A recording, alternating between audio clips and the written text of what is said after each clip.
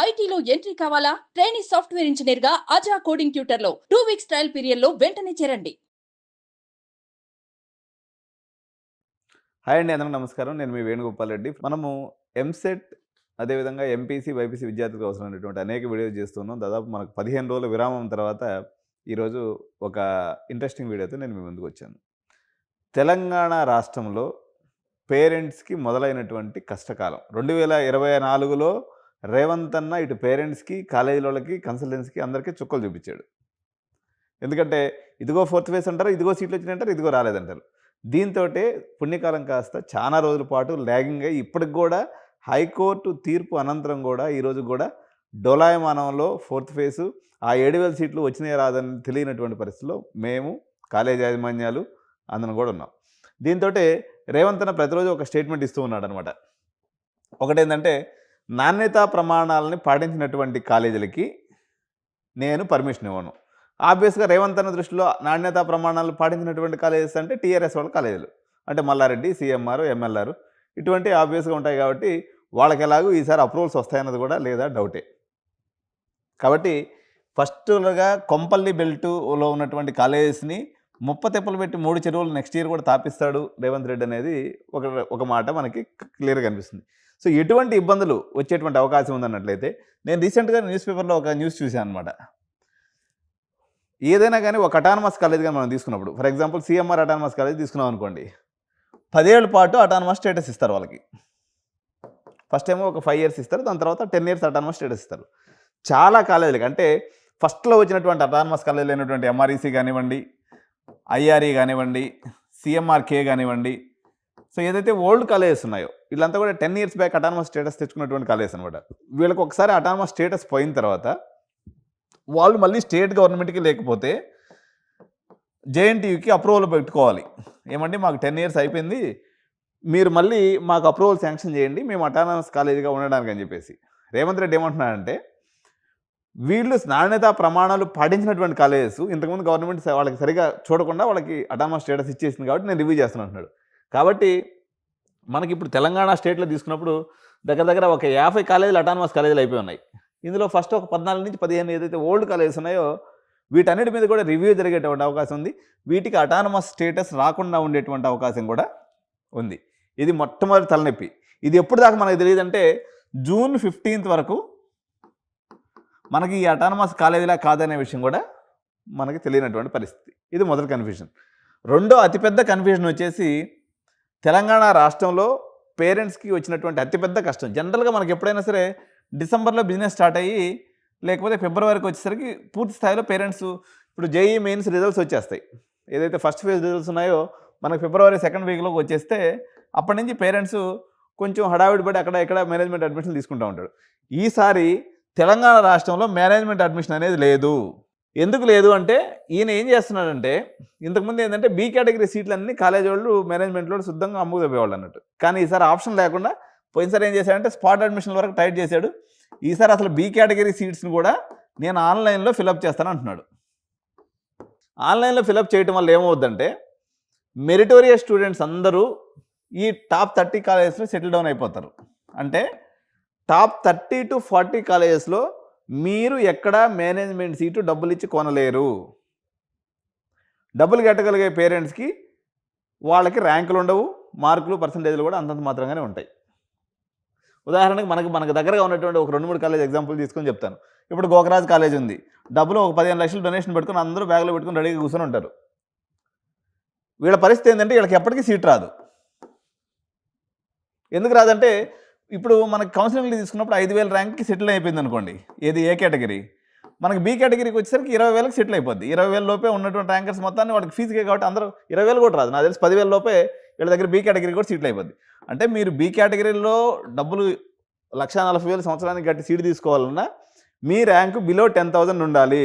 ఈ 10,000 నుండి ఇక్కడ సీట్ వచ్చేస్తే, ఇప్పుడు ఉదాహరణకి సిఎంఆర్ కాలేజ్ తీసుకుందాం ఫర్ ఎగ్జాంపుల్. వీళ్ళది ఒక 10 లక్షలు సింగిల్ పేమెంట్ ఉంటుంది సహజంగా. 10 నుంచి ఒక 12 లక్షల రూపాయలు సింగిల్ పేమెంట్స్ ఛార్జ్ చేస్తుంటారు సిఎంఆర్ వాళ్ళు. సో వీళ్ళ కౌన్సిలింగ్లో వచ్చేసరికి ఒక 10 నుంచి 12,000 ర్యాంక్ లోపర్స్ వస్తారు. ఇక మేనేజ్మెంట్ సీట్ అయితే డబ్బులు ఎవరిస్తే వాళ్ళ దగ్గర తీసేసుకుంటూ ఉంటారు.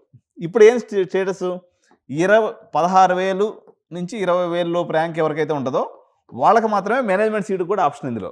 అంటే గోకరాజు కానీ, మల్లారెడ్డి కానీ, సిఎంఆర్ కానీ, ఎంఎల్ఆర్ కానీ, సివిఆర్ కానీ, శ్రీనిధి కానీ, కేఎంఐటి కానీ, సిబిఐటి కానీ, ఎంజిఐటి కానీ, నారాయణమ్మ కానీ, ఈ కాలేజెస్ ఏటిల్లో కూడా మీకు 20,000 పైన మీకు ఎంసెట్ ర్యాంక్ ప్రిడిక్టెడ్ ర్యాంక్ అని ఉన్నట్లయితే మీరు మేనేజ్మెంట్ సీటు తీసుకోలేరు. రేవంత్ అన్న మామూలుగా సరే ఇప్పుడు ఏం సార్ మా పరిస్థితి అంటే ఏది లేదు. లాస్ట్ టైం సీట్లు ఇవ్వకుండా ఆగం చేసిండ్రు. ఈసారి టైట్ చేయడం అనే క్రమంలో కాకుండా మంచిదే, మెరిటోరియస్ స్టూడెంట్స్కి సీట్స్ రావడం మంచిదే. యాక్చువల్గా దేశం అంతా కొల్లబోయిన తర్వాత మనం ఆలస్యంగా మేలుకొని ఉంటాం. ఎందుకంటే చెన్నైలో మనం తీసినప్పుడు దగ్గర 30 ఏళ్ల క్రితమే వాళ్ళకి డీమ్డ్ యూనివర్సిటీస్ వచ్చినాయి. సత్యభామ యూనివర్సిటీ, ఎస్ఆర్ఎం యూనివర్సిటీ, అదేవిధంగా హిందుస్థాన్ యూనివర్సిటీ, అదేవిధంగా మనకు సవితా యూనివర్సిటీ, వెల్టెక్, వెల్స్, ఇట్లా రకరకాల యూనివర్సిటీస్ వచ్చి తెలుగు రాష్ట్రాల్లో ఉన్న సంపదను మొత్తం వాళ్ళు ఎత్తుకోపోయినారు. అంతా అయిపోయిన తర్వాత లాస్ట్ మూమెంట్లో ఇప్పుడు కొద్దిగా యూనివర్సిటీకి తెరదీసినాం మనం. సో ఇప్పుడు మొదలు పెడుతున్నారు అనమాట మన వాళ్ళు యూనివర్సిటీస్ ట్రెండ్. వీళ్ళు కరెక్ట్గా యూనివర్సిటీ సెటిల్డ్ అయిన లోపల ఫారిన్ యూనివర్సిటీస్ వచ్చేస్తాయి. ప్రపంచం అంతా ఎడిపోతుందంటే ఇప్పుడు ఉదాహరణకి చిన్న చిన్న దేశాలు అయినటువంటి దుబాయ్ కానీ, మలేషియా కానీ, సింగపూర్ కానీ, ఇవన్నీ కూడా ఫారిన్ యూనివర్సిటీస్ తీసుకొచ్చి పెట్టుకుంటా ఉంటే దుబాయ్లో దగ్గర ఒక 400 ఫారిన్ యూనివర్సిటీస్ ఉన్నాయి. అదేవిధంగా మలేషియాలో తీసుకున్నప్పుడు దగ్గర 100 ఫారిన్ యూనివర్సిటీస్ ఉన్నాయి. చిన్న దేశం సింగపూర్, దీంట్లో కూడా 100 ఫారిన్ యూనివర్సిటీస్ ఉన్నాయి. ఇవన్నీ క్యూఎస్ ర్యాంకింగ్లో ఉన్నటువంటి యూనివర్సిటీస్. మరి మన భారతదేశం ఇంకా అంతా వాడు ఊడగొట్టి వదిలిపెట్టిన తర్వాత లాస్ట్లో తీసుకున్నటువంటి ముక్కులాగా స్పెషల్గా 2022 ఎడ్యుకేషన్ పాలసీ ప్రకారం మనకు తక్కువని 2 యూనివర్సిటీస్ వచ్చినాయి. అది కూడా పాపం మోడీ ఇది కాబట్టి డైకెన్ యూనివర్సిటీ అని ఒకటి వచ్చింది, గుజరాత్లో వచ్చింది. గిఫ్ట్ యూనివర్సిటీ అని ఒకటి వచ్చింది. ఇవి కూడా 400 to 500 మధ్యలో క్యూఎస్ ర్యాంకింగ్ ఉన్న యూనివర్సిటీస్. ఈ 2 యూనివర్సిటీస్ ఇప్పుడు తెచ్చుకోగలం. స్వతంత్రం వచ్చి 70 ఏళ్ళు దాటుతుంటే 1995లో ఈ ఒప్పందం జరిగింది. ఏది? ప్రపంచ దేశాల యూనివర్సిటీస్ ఆ దేశాల్లో వచ్చి ఎస్టాబ్లిష్ చేసుకోని చెప్పి. మన ఇండియా మేలుకునేసరికి ఇప్పుడు పట్టింది. రేవంత్ అన్న ఇప్పుడు ఫ్రెష్గా నిద్రలేచి వీళ్ళెవరికి కూడా మేనేజ్మెంట్ సీట్లు ఇవ్వద్దు, మెరిట్ ఆధారంగా సీట్లు ఇవ్వాలి. పక్కన ఉన్నటువంటి కర్ణాటక రాష్ట్రంలో దగ్గర 50 యూనివర్సిటీస్ ఉంటే అన్ని రాష్ట్రాల పిల్లలు చవకగా మంచి కాలేజీలో చదివే అవకాశం ఉంటే ఇక్కడ పిల్లలందరినీ కూడా మళ్ళీ ఎలగొట్టే ప్రయత్నం మనం చేస్తున్నాం. సో కాబట్టి డబ్బులు ఉన్నటువంటి పేరెంట్స్, 20,000 లోపు ర్యాంక్ రాదు అనుకున్నటువంటి పేరెంట్స్ ముందుగానే పక్క రాష్ట్రాల్లో ఉన్నటువంటి కాలేజీల కోసం మనం ప్రయత్నాలు చేసుకోవడం తప్ప మనకు వేరే దారి లేదు. చివరి వరకు వెయిట్ చేసే పరిస్థితి లేదు. మీకు 20,000 ర్యాంక్ ఉందా, లేదా జేఈ మెయిన్స్లో 95% పైన ఉందా, ఈ ఇద్దరికి మాత్రమే మేనేజ్మెంట్ సీట్స్ దొరుకుతాయి. మిగిలిన వాళ్ళందరూ ఒత్తోళ్ళే, బుడ్డ కాలేజీలో చదువుకోవాల్సి వస్తుంది. ఇకపోతే కొత్త యూనివర్సిటీస్ కూడా చాలా వస్తున్నాయన్నటువంటి పుకార్లు షికార్లు చేస్తూ ఉన్నాయి. లాస్ట్ టైం మనం అనుకున్నాం అనమాట, ఈసారి గీతాంజలి యూనివర్సిటీ కానీ, సివిఆర్ యూనివర్సిటీ కానీ, అదేవిధంగా శ్రీ హిందూ యూనివర్సిటీ కానీ, మల్లారెడ్డి ఎంఆర్ఈసి యూనివర్సిటీ అంట, ఎంఆర్ సెట్ యూనివర్సిటీ అంట. ఆల్రెడీ మల్లారెడ్డి మెడికల్ కాలేజీలో, మల్లారెడ్డి ఉమెన్స్ కాలేజీలో ఒక యూనివర్సిటీ వచ్చేసింది. సో ఎయిదర్ బుడ్డ యూనివర్సిటీస్ అంటే ఇప్పుడే కళ్ళు తెరిచినటువంటి బేబీ యూనివర్సిటీలో చేరి చదువుకోవటమా, లేదా పక్క రాష్ట్రాలకు పోయి చదువుకోవటమా, ఇదే పేరెంట్స్ ముందున్నటువంటి ఆప్షను. మీరు పక్క రాష్ట్రాల్లో ఉన్నటువంటి మంచి కాలేజీలో చదవాలనుకున్నటువంటి పేరెంట్స్ ఎవరైతే ఉంటారో వాళ్ళు ఎట్టి పరిస్థితుల్లో ఫిబ్రవరి లోపలే అక్కడ అడ్మిషన్స్ అన్నీ అయిపోతాయి మంచి కాలేజెస్లో. మనలాగే జూన్, జూలై, ఆగస్ట్ దాకా ఉండరు.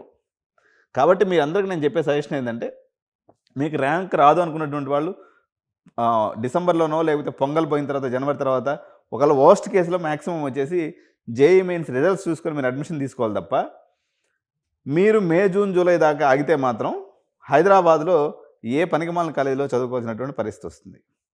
ఉన్నదే మంచి కాలేజీలో ఒక 30-40 కాలేజీలు కొంచెం సుమారుగా రన్ అవుతుంటాయి, మంచిగానే ఉంటాయి. సో ఆ కాలేజీలో మీకు ఎవరికి కూడా అడ్మిషన్ వచ్చే అవకాశమే లేకుండా జరిగిపోయింది. సో కింద కాలేజీలో ఉన్నటువంటి మెరిటోరియస్ స్టూడెంట్స్ అందరూ పైకి జరుగుతారు. డబ్బులు కట్టుకెళ్ళిన వాళ్ళందరూ ఇతర రాష్ట్రాలకు పోవాల్సినటువంటి అనివార్య పరిస్థితి ఏర్పడింది. మనం తీసుకున్నప్పుడు ఢిల్లీ, చెన్నై, అదేవిధంగా బెంగళూరు, కోయంబత్తూర్, ఇట్లా మనం ఏదైనా కానీ ఆ స్టేట్లో ఉన్నటువంటి పర్టికులర్ టాప్ 10 కాలేజీలో మనం అడ్మిషన్ చేసి పెట్టగలం. మీరు హ్యాపీగా అప్రోచ్ అవ్వండి. ఏదైనా కానీ ఫిబ్రవరిలోనే అడ్మిషన్ ప్రాసెస్ క్లోజ్ చేసుకోవడం అనేది ఉత్తమ మార్గం. ఇది latest and sad updates for Telangana parents and students who are having money and కొంచెం పెద్ద ర్యాంక్స్ వస్తాయని అనుకున్నటువంటి ప్రెడిక్షన్ ఉన్నటువంటి పేరెంట్స్కి మాత్రం ఇది ఒక నైట్ మేర్ లాంటి న్యూస్ అని చెప్పొచ్చు. సో ఇలాంటి మరిన్ని అప్డేట్స్ కోసం ఈ వీడియోని మీ స్నేహితులందరూ కూడా షేర్ చేయండి. Thank you so much. By by.